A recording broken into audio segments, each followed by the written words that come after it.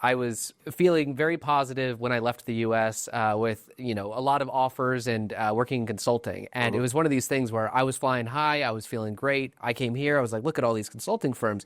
I can go to my Deloitte, my Accenture, all these other things. And I have all this history. I've done so well. And then I got a little bit of the slap in the face to say, oh, it's not so easy to just transfer and get a good salary from a multinational, because the question is, why should we hire you? Yeah. Right? And I think we need that slap in the face to say, the reality is it's different here. The needs are sometimes different. If you don't have skills that can't be easily had either by the local market or by expats that have been waiting in line for years and years to get in and get that job, then you ain't all that special, right? Yeah. And you got to be grounded a little bit. And yeah, the big one that I think most foreigners don't get, that when that employer is looking at you, it's not just your salary he's worried about paying. It's also, you got to have a work permit.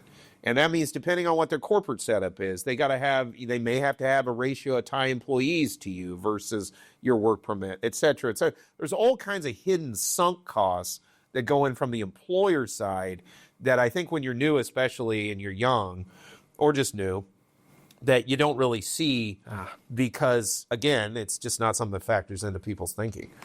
Well, yeah, and they're taking a huge risk. We've talked a lot about those phases that you go through, whether it's 1 year, 3 year, and you could very easily burn out, and that is a huge loss on them if they're going through that whole process of the work permits for you, and then you leave after a year. That's what it always gets me when people are looking for financing here. Oh yeah, and they're like, what? They're just reject Farangs out of hand. I'm like, if you take a 10 million baht loan from these people and then just get on a plane and leave, there's virtually nothing they're ever going to do about it. Like, I mean, they could try, but it's not, once you get out of the jurisdiction, because it's just the nature of it here. Thailand has like an old school way of doing things. There's no sort of long arm that gets to come in from anywhere else and pull people out of here legally. But at the same time, it works the other way.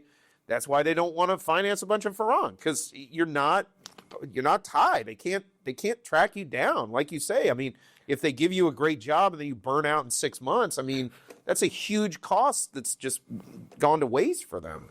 If you enjoyed this clip and want to watch more like it, click here. And if you want to watch the full video, click here.